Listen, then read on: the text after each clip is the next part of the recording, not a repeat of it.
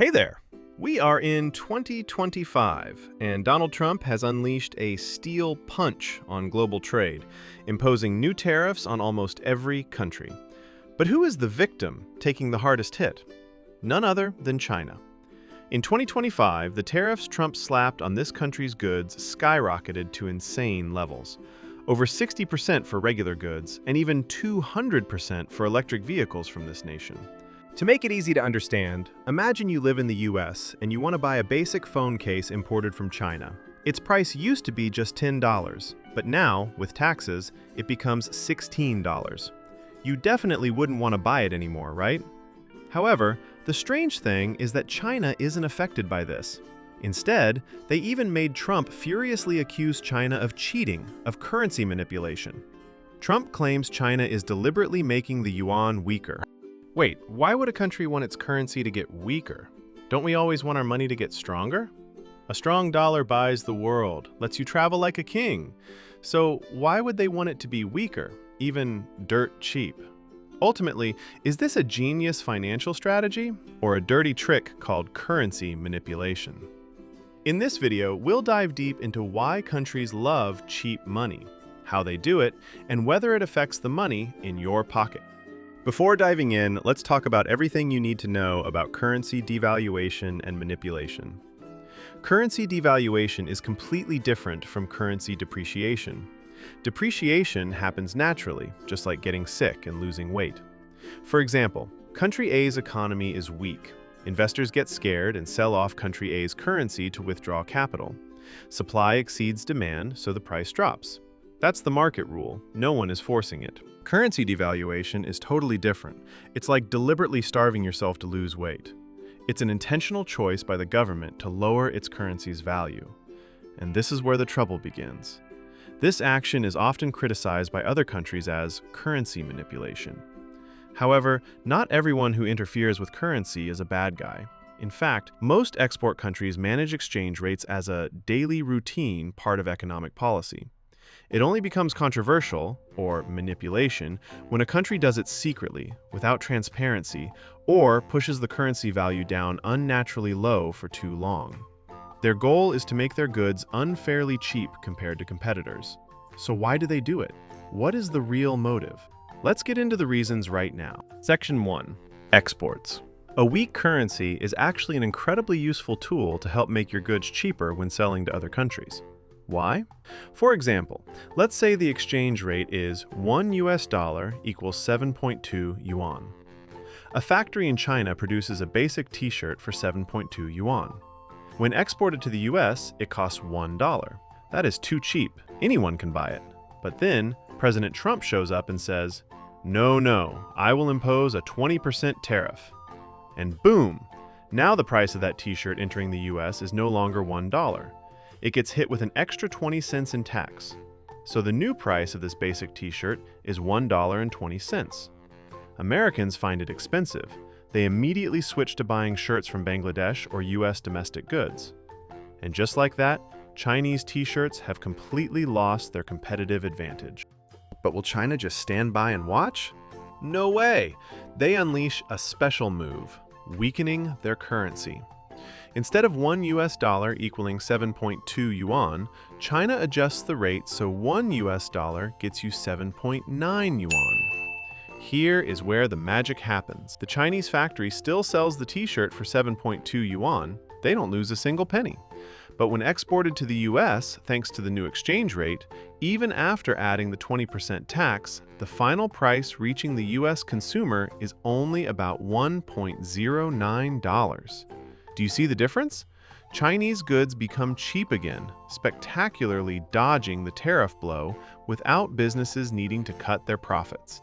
At this point, many of you might be thinking, it's just a difference of a few cents. What's the big deal to call it currency manipulation? But remember, we are talking about export volumes worth billions or even trillions of dollars. A tiny change after the decimal point is enough to decide the fate of an entire industry. That is why Trump and many American exporters have always complained that the dollar is too strong, making US goods expensive and hard to sell overseas.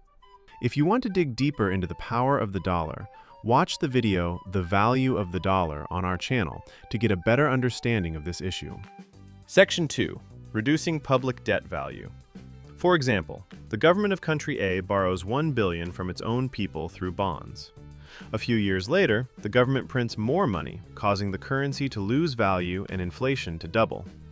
At this point, the government pays back that $1 billion to the people, but in reality, the purchasing power of this money is now only half. Basically, the government has paid off the debt with cheaper money, which has a lower value than when they borrowed it. This is how currency devaluation helps wipe out debt in a sophisticated way. However, there is one important thing.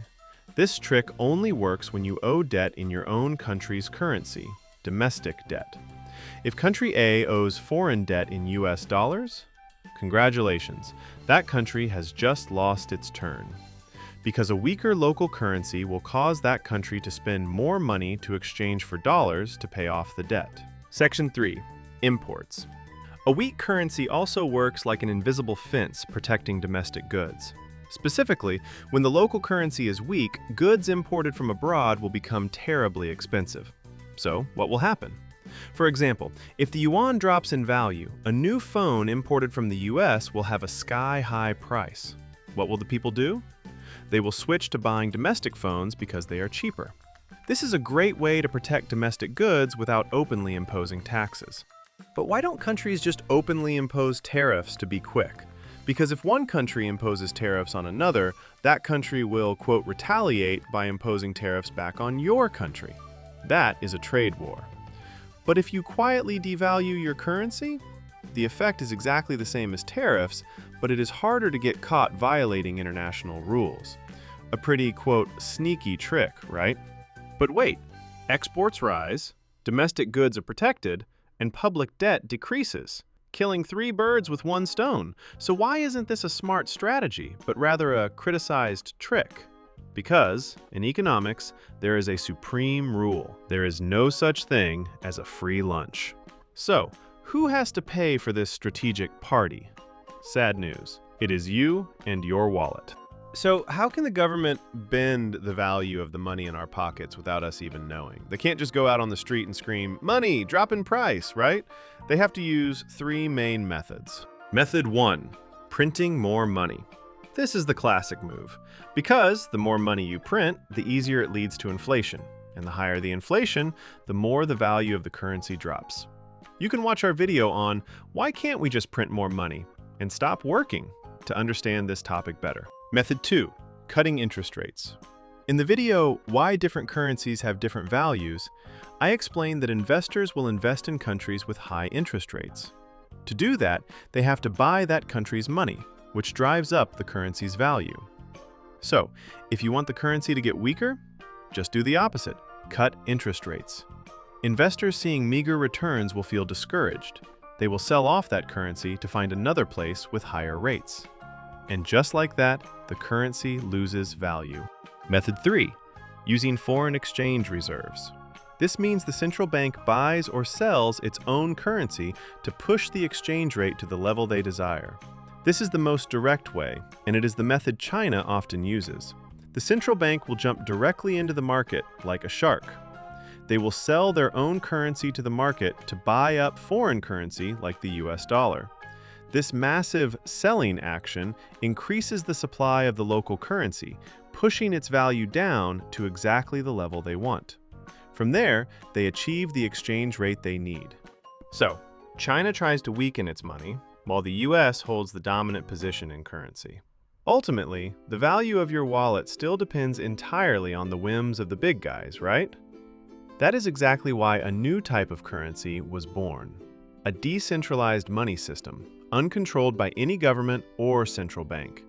A place where no one can arbitrarily print more money or manipulate prices. Can you guess what I'm talking about? It is cryptocurrency, specifically Bitcoin. Do you want to dive deeper into crypto? Leave a comment to let me know, and I will make another video to explain this topic. Countries wanting their currency to be weaker isn't because they hate money. It is a strategic chess game. By weakening the currency, China, or any export country, can cancel out the impact of tariffs and keep their goods always cheap. always competitive. But what is the price to pay? It is domestic inflation, expensive imports, and sometimes igniting tense currency wars with other superpowers like the US. Will Trump win this tariff war, or will China successfully dodge thanks to currency manipulation? The answer lies in the future, but at least now you understand their rules of the game. Do you think currency manipulation is cheating, or just a smart strategy? Leave a comment below. See you in the next video. Peace.